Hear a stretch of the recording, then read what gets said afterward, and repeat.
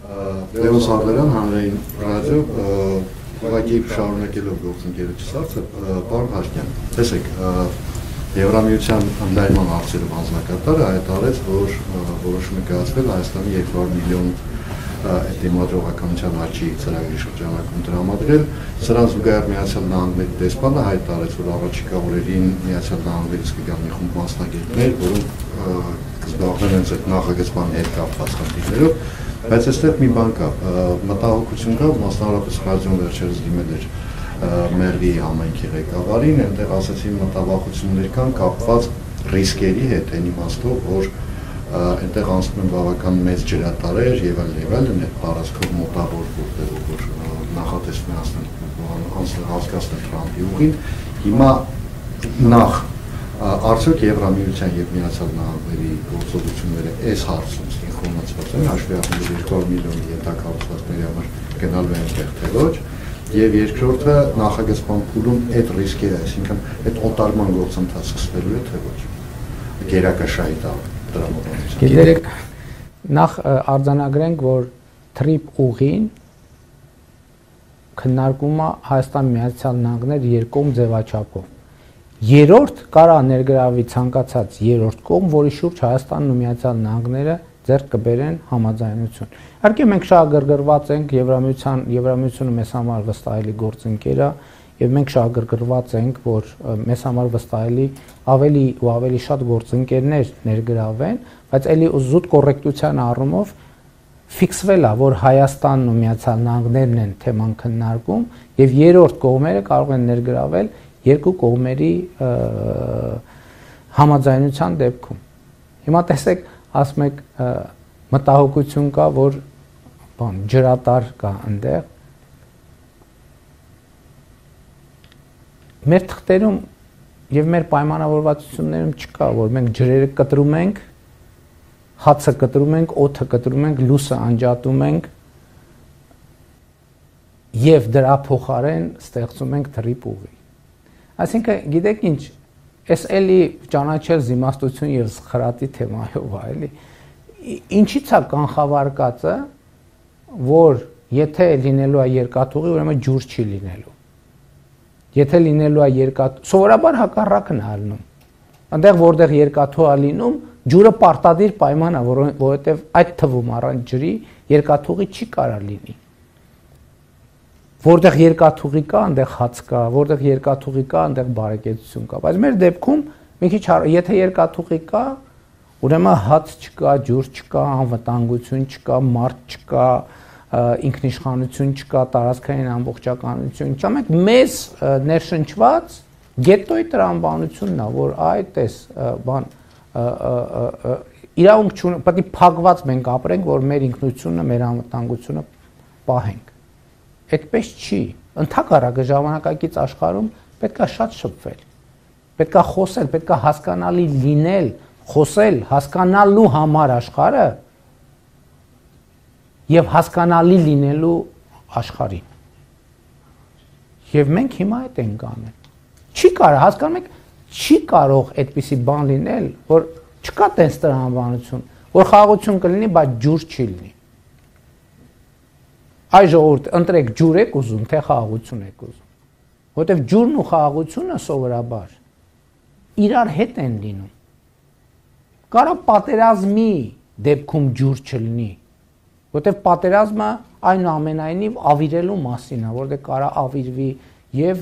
ջրագիծը, եւ երկաթուղին, եւ ճանապարհը, եւ տունը, եւ հիվանդանոցը, եւ դպրոցը, եւ կյանքը, եւ հարաբերությունը, ամեն ինչ։ Տենց խաղաղություն չի լինում, որ ասենք գիտեք ինչ, խաղաղություն, ժողովուրդ ասեք, ջուրն եք ընտրում, թե խաղաղություն, բայց պետքա սովից կոտորվի ժողովուրդը։ Դա խաղաղություն չի։ Խաղաղություն հենց ենթադրում է, որ ոչ, ժողովուրդը պետք է ապրի, բարեկեցիկ ապրի եւ այլն եւ այդպես շարունակ։ Եվ Մեղրիի ժողովուրդը,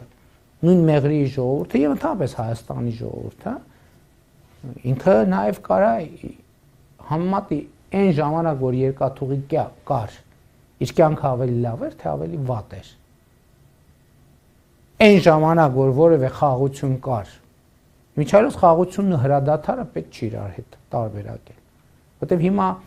մարդիկ ասում են, որ հա էլի չգիտեմ որ թվի նախագահություն եղել։ Չի եղել խաղաղություն, որովհետև ամեն տարի մենք ունեցել ենք զոհեր փոխհրաձգության արդյունքում։ Հիմա մենք մի տարի 7 ամիս, երևի արդեն 8 ամիս Հայաստան-Ադրբեջան հրաձգությունների արդյունքում զոհ վիրավոր չունենք։ Մեր անկախության օրոք չի եղել այդպիսի մի տարի 7 ամիս։ Չի եղել այդպիսի մի տարի, որտեղ մենք զոհեր չունենանք, վիրավորներ չունենանք, դիվերսիաներ չունենանք եւ այլն եւ այդպես շարունակ։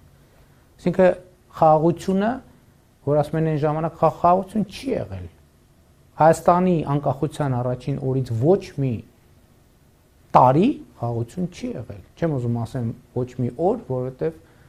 ոչ մի օր էլ չի եղել խաղաղություն։ Հայաստանը խաղաղություն չի տեսել, երրորդ հանրապետությունը խաղաղություն չի տեսել ընդհանրապես։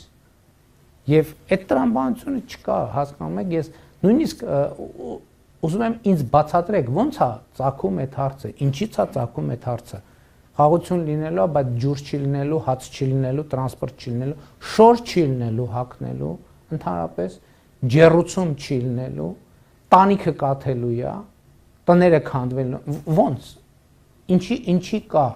Ինչի կա այդ տրամաբանությունը։ Ես կարող եմ նաև բացատրել գուցե կամ առաջարկեմ բացատրություն, եթե սխալվում եմ ինձ ուղղել, որովհետև խաղաղությունը մեզ համար անծանոթ բան է։ Մենք չգիտենք խաղաղությունն ինչ է։ Երրորդ հանրապետությունը, Հայաստանի Հանրապետությունը երբեք չի իմացել խաղաղությունը ինչ է, եւ մենք պետք է սովորենք խաղաղ կյանք չի եղել, մեր երկիրը չի ունեցել խաղաղ կյանք։ Հիմա մենք պետք է սովորենք ինչ է նշանակում խաղաղ կյանք։ Եվ իմիջիայլոց պետք է չի շտապել, այդտեղ էլ պետք չի շտապել, որտեվ կան հարցեր, այո, հա իմիջիայլոց ես ՄԱԿ-ի ամբիոնից կարծեմ ելույթի մեջ, ինձ ասի կոնֆլիկտի դեպքում հարցերը շատ չեն։ Հարցերի շրջանակն է քիչ, պատասխանների տարբերակներն են։ Խաղաղությունը իր հետ բերում է հարցեր, էլի հարցեր, նոր հարցեր, անընդհատ հարցեր, ու շատ լավ է։ Պետք է նստել հանգիստ այդ պատասխանների շուրջ մտածել։ Գնալ տեսնել։ Իմ ասածը չի ենթադրում, որ մենք չպիտի նորից վերադառնանք, ջրի հետ կապված կարող է խնդիր լինի։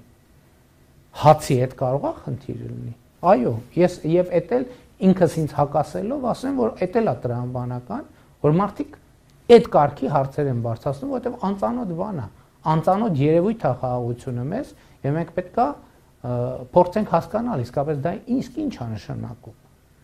Իսկ խաղաղությունը կարա նույնիսկ բան հնչի,